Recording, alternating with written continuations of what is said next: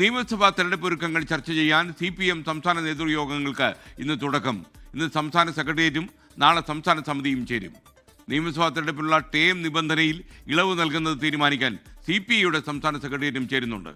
R Sreejith അപ്ഡേഷനുമായി തിരുവനന്തപുരത്ത് നിന്ന് ചേരുന്നു. പറയൂ ശ്രീജിത്ത്.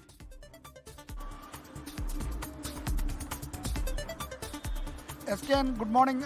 CPIഎമ്മിൻ്റെ 2 ദിവസത്തെ നേതൃയോഗങ്ങൾക്കാണ് ഇന്ന് തുടക്കമാകുന്നത്.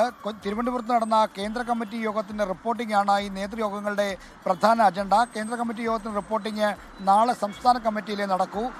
ഇന്ന് സംസ്ഥാന സെക്രട്ടേറിയറ്റ് ചർച്ച ചെയ്യുന്ന പ്രധാനപ്പെട്ട കാര്യം നിയമസഭാ തെരഞ്ഞെടുപ്പിൻ്റെ ഒരുക്കങ്ങളാണ്. ഒപ്പം തന്നെ ഈ ശബരിമല സ്വർണ്ണക്കൊള്ള കേസിലെ സംഭവ വികാസങ്ങളെ പറ്റിയുള്ള ഒരു വിശദമായ അവലോകനവും ഇന്നത്തെ സെക്രട്ടേറിയറ്റ് യോഗത്തിൽ ഉണ്ടാകുമെന്നാണ് നമുക്ക് ലഭിക്കുന്ന സൂചന. കേസിൻ്റെ ഗതിവിഗതികൾ മാറുകയാണ്.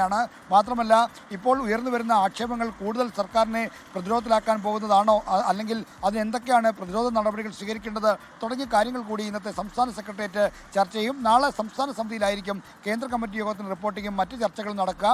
മന്ത്രി സജി ചെറിയാൻ്റെ വർഗീയത കലർന്ന പരാമർശവുമായി ബന്ധപ്പെട്ട കാര്യങ്ങളും ഇന്നത്തെ CPIഎമ്മിൻ്റെ സംസ്ഥാന സെക്രട്ടേറിയറ്റിലും നാളത്തെ സംസ്ഥാന സമിതി യോഗത്തിലും ചർച്ചയാകും. ഇതിനോടൊപ്പം തന്നെ ഇന്ന് CPIയുടെ സംസ്ഥാന സെക്രട്ടേറിയറ്റും ചേരുന്നുണ്ട്.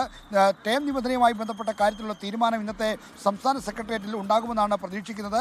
3 ടേം തുടർച്ചയായി മത്സരിച്ചവരെ തെരഞ്ഞെടുപ്പിൽ നിന്ന് മാറ്റി നിർത്തുന്നതാണ് CPIയുടെ രീതി. കാനം രാജേന്ദ്രൻ സെക്രട്ടറി ആയിരുന്ന കാലത്താണ് 3 ടേം എന്നുള്ള നിബന്ധന കൊണ്ടുവന്നത്. നേരത്തെ CK ചന്ദ്രപ്പൻ്റെ കാലത്ത് 2 ടേം ആയിരുന്നു.